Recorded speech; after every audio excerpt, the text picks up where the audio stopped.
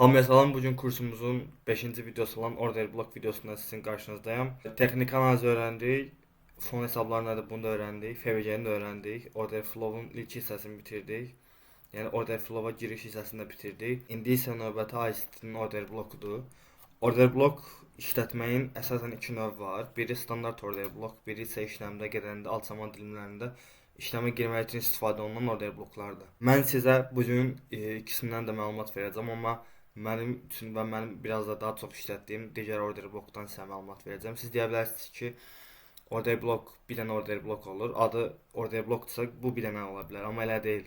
Order blokun əslində iki növ var. Biri şamın bodisindən başlayan order blok, bir də şamın ümumi bütöv hissəsindən başlayan order blok. İlk növbədə sizə asan hissəsində məlumat verim. Qabağınızda bu dəqiqə iki order blok sistemini görürsüz. Order blok birincisi həmişə bazarın istiqamətinə yanılmalıdır.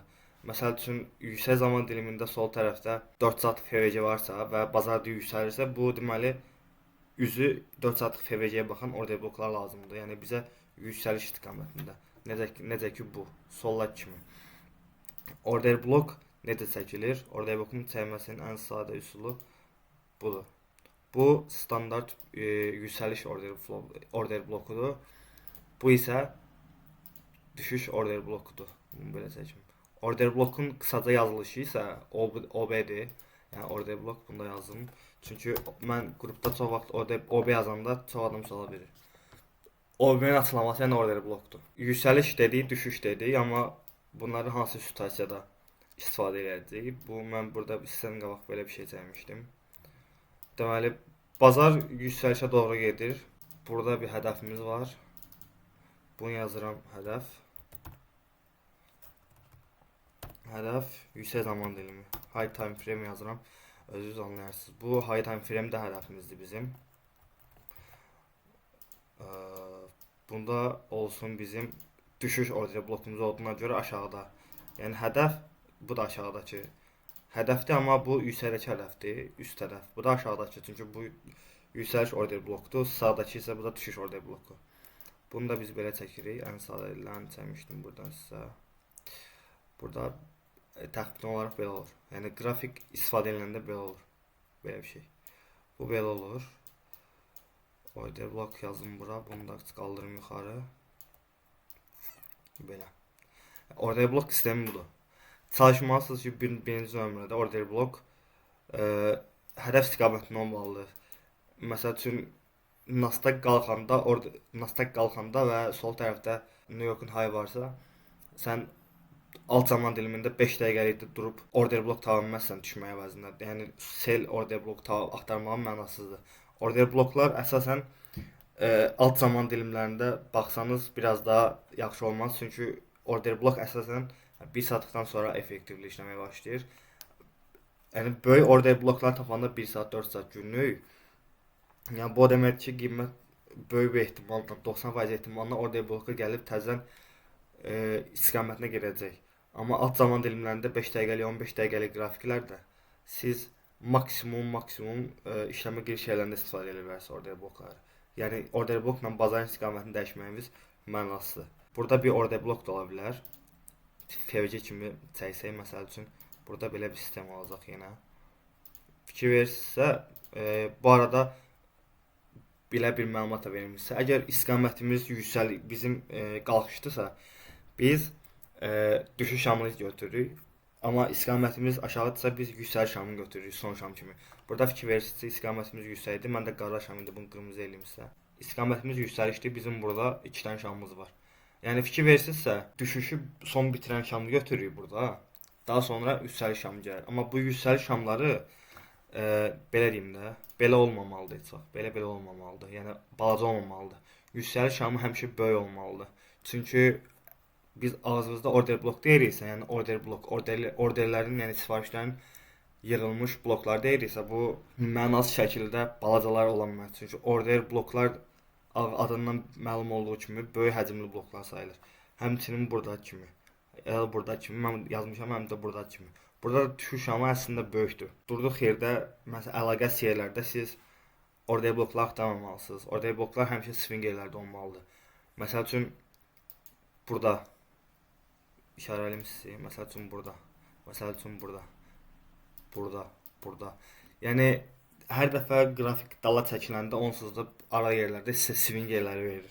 Çalışmalısınız ki, swing yerləri ilə işləmə girəsiniz. Yəni orada bloklar tapasınız. Qrafik mənasız şəkildə düz yüksəlirsə, orada blok tanımayasınız. Çünki orada blokun olmaq üçün bir düşüş şamı, bir də yüksəliş şamı olmalıdır mütləq. Burada fikir verirsə, gördüyünüz kimi kiçik bir swing bölgə var burada. Qrafik məsəl üçün burada dediyim kimi hərəkət eləyir, hə? Belə, belə, belə, belə. Qrafik belə gedirsə, ancaq buralarda, yəni swing yerlərdə axtarmalısınız order blokları. Yəni buradakı kimi. Baxın, burada hardadır? Qrafik yaxınlaşdıranda görürük ki, bizim nəyimiz var? Bizim istiqamətimiz düşüş istiqamətinə gedir, aşağı. Belə göstərmişsə, aşağı gedir istiqamətimiz və bizim burada bir fraktalımız var. Keçən həftənin cüməsindən qalan bizim burada bir fraktalımız var bura. Hədəf aşağı gedir. Hədəf aşağı gələndə də bayaq sizə dediyim kimi düşür, qalxır. Burada FVC və s. order blok bugünkü dərsimiz yaradır, təzədən düşür. Yaradır, təzədən düşür və axırda hədəfinə çatır. Bu order blokda da eyni sistemdir. Yəni sizin bu order bloku özünüz üçün çətinləşdirməyə mənası yoxdur. Baxın, burada nə görürsünüz? Burada son qalxış şamından sonra nə var? Böyük bir düşüş şamı gəlib. Deməli bu nədir? Order blokdur. Yəni yenə geri çəkilməz zamanlarında və swing nöqtədə və ən əsas vacib temada odur ki, burada 1 saatlıqda, yəni üst zaman dilimində sol tərəfdə order blokla FVC üst-üstə düşüb. Baxın, burada həm FVC var 1 saatlıq və burada da order blok yaranır. Bunu yaxınlaşdırsam görəsiniz. Baxın burada, tam burada. Tam burada order blok yaranır. Order blok çəkirəm, uzadıram və FVC-mi də uzadıram. Daha sonra qiymət nə edib? Order blokumu tapdım, çəkdim üst zaman dilimində. Order blokumla FVC-m üst-üstə düşdü, mükəmməl. Qiymət düşdü aşağı, qalxdı, düşdü, qalxdı. Amma burada mənim həm order blokum, həm də FVC-mlə üst-üstə gəldi və daha sonra yenə qiymət düşdü aşağı. Order blokun da fikir verdirsə qiymət order blokdan onsuz da aşağı düşdü. Yəni take profit'e getdi soldakı tərəfə. Həmçinin üstündən bir neçə gün sonra təzədən yenə order bloku gəldi. Həmçinin FVC-nin üst-üstə düşdü və order blokla FVC-nin üst-üstə düşən anda, yəni ora dəyən kimi ondan sonra yenə qiymət aşağı düşdü. Yəni istiqamət üzrə getdi. Deməli bu order blokun ən sadə izahıdır. Order blokun bu növü üzrə sizə bir neçə daha misallar verim. Burada yenə nə var? Vacib nöqtə var. Vacib nöqtə alma oldu. Bura. Bizim nəyimiz var burada? Asiyanın hayı var. Məndə mavi rəng, məndə ümumiyyətlə Kizon indikatoru başqa cürdür. Bunda videosunu çəkəcəmsə, buradakı məndə mavi rəng Asiyadır. Burada da Asiyanın hayı var. Asiyanın hayı yəni nədir? Bizim üçün vacib nöqtədir. Bunu uzadırıq sağa. Daha sonra burada nə var? 1 saat FVC var burada. Yəni həm vacib high time frame-də vacib nöqtə var və high time frame-də FVC var. Bunu da işarə eləyirik.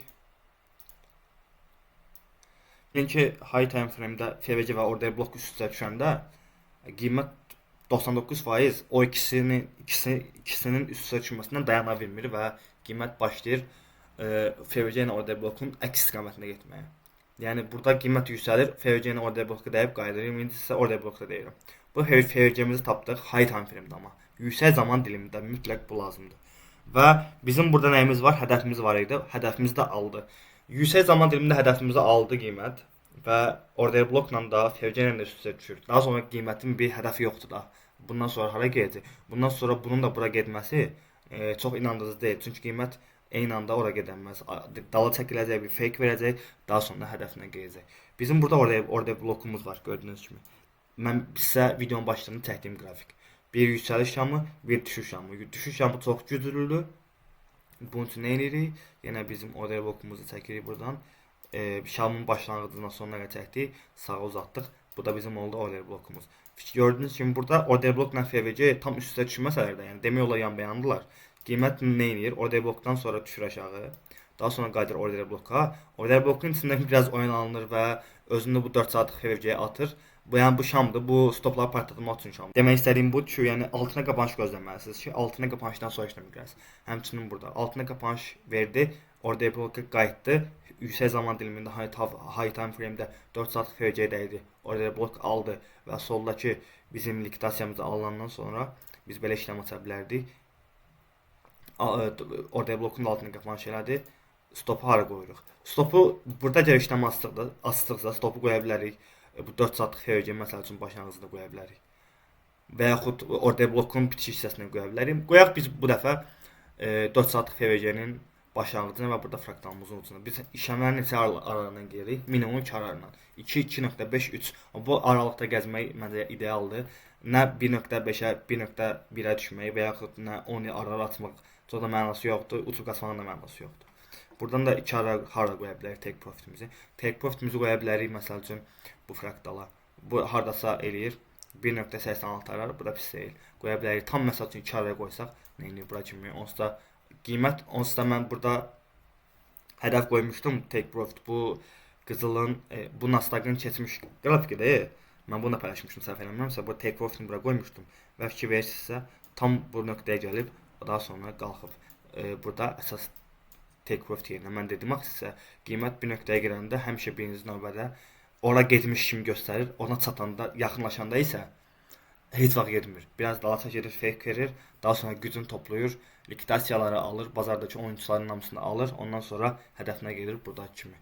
Çox qısa deyim yenə də, orada blokumuz var, yüksək zamanda 1 saatlıqda, orada blokumuzu çəkdik. Orada blokumuzu çəkdik, belə göstərim. Yüksək zaman dilimində likvidasiyamızı aldıq və yüksək zaman dilimində FVC-mizi də çəkdik. FVC-miz və orada blokumuz üstə düşəndən sonra üçünün birləşməsindən belə mükəmməl işlem tuta bilərsiniz. Bir düşüş şamı olur, bir də yüksəliş şamı olur. Daha sonra uzatdıqdan sonra təbii ki, vacib nöqtədə və üst zaman dilimində və çalışın FVC ilə üstə düşsün. Onları etdikdən sonra isə mükəmməl işləmlər eləyə bilərsiniz. İndi gələk order blokumuzun ikinci hissəsinə. Order blokumuzun ikinci hissəsində başqa bir tema da var. Order blokum var, hal-hazırda dediyim növ və həm də var daha alt zaman dilimlərində işləm görən insanlar üçün daha uyğun olan order blok. Və bu da min threshold məntiqidir. Min threshold məntiqini də sizə deyəcəm, amma normal order blok məntiqini də sizə deyəcəm indi. Gəldik ikinci hissəmizə, min threshold məntiqi və order blokun əsasən daha alt zaman dilimlərində istifadə olunan versiyasına. Nasdaqın 1 saatlıq qrafikində burada gördüyünüz kvadrat 1 saatlıq FVC-dir. Çalışın 5 dəqiqəliyə çox düşünməyin, amma hal-hazırda sizə dediyim konsept 5 dəqiqəlik, 15 dəqiqəliyə də daha çox istifadə olunur və daha çox rastlanır. Ona görə sizə 5 dəqiqəlik deyirəm. FVC-mizi biraz düzəldək. Bu bizim 1 saatlıq FVC-miz oldu.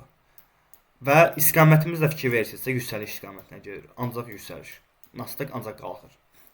Deməli, bizim burada order bloku necə istifadə edə bilərik və yüksəliş şamının, yüksəlişin davam etməyini necə bilə bilərik?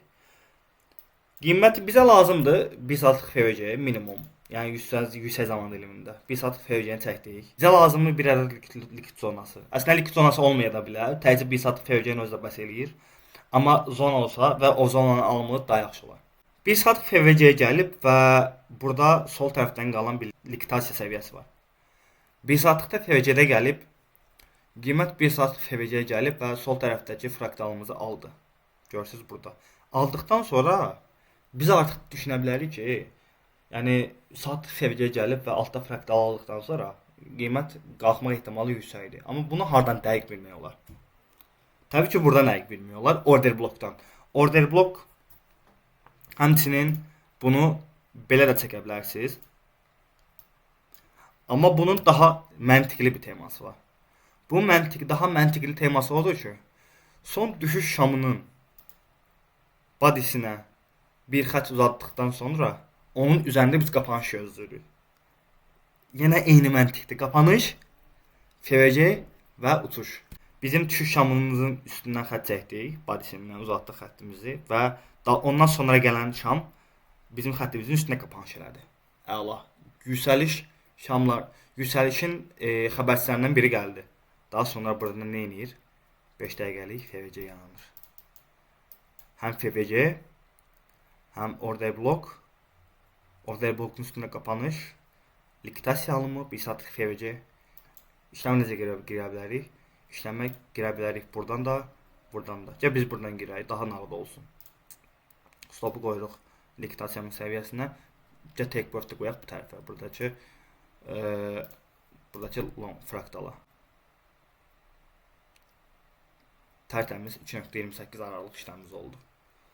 Bu belə order blokdur. Yəni burada sistem odur ki, son düşüş şamı, bu arada bu düşüş şamları bir neçə düşüş şamı ola bilər. Buradan sizə məsləhət verim. Bu tam order blok olmasa da məntiqi eynidir.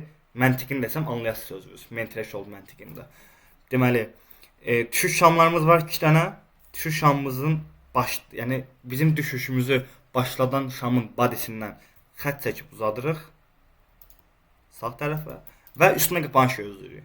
Üstünə qapanış eləyəndən sonra isə artıq bizi bilərik ki, aha, həm altda FVC var idi, həm diktasiya almışdı və buradan long girmək olar. Amma main threshold məntiqi odur ki, biri var, siz buradan işləmə girəsiniz. Buradan. Həm buradan stopu bura qoyanda, həm biraz aradan itirirsən və 1.8 arar. Main threshold məntiqində çox kiçik bir nüans var, mənə Fibonacci lazımdır.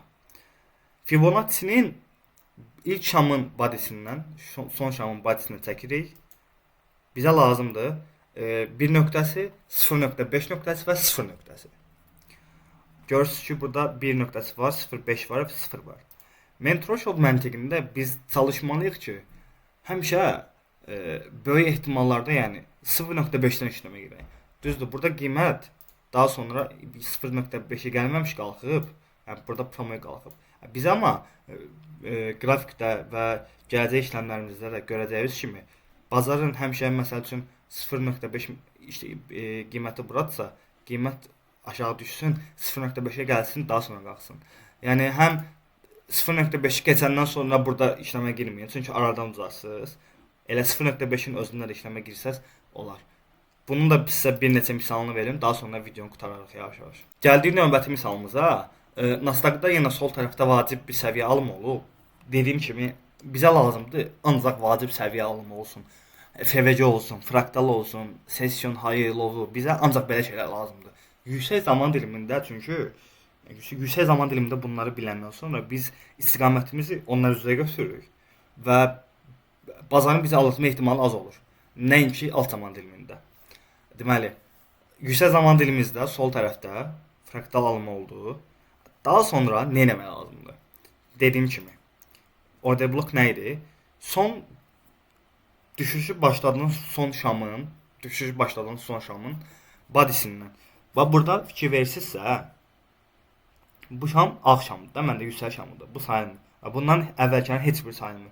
Amma bundan sonra 1-2 dənə düşüş şam olub, daha sonra qiymət yüksəlməyə başlayıb. Yəni biz artıq 2 dənə qara şamdan sonra ağ şamın bitimində bu ağ şam, yəni yaşıl şam, yüksəliş şamı yandısa, biz bunları görməmişik hələ, bunlar heç bir yoxdur. Nə etməliyik? Tez son düşüş şamımızın badisindən sağ tərəfinə xətt yüksəldik və altına qapanış gözləyirik. Üstündə qapanış gözləyirik. Qiymət yüksəldi, üstündə qapanış elədik. Digər şam və biz nə edirik sonra? Təbii ki, yenə main threshold məntiqinə görə Fibonacci-mizi çəkirik. Fibonacci-mizi çəkirik belə.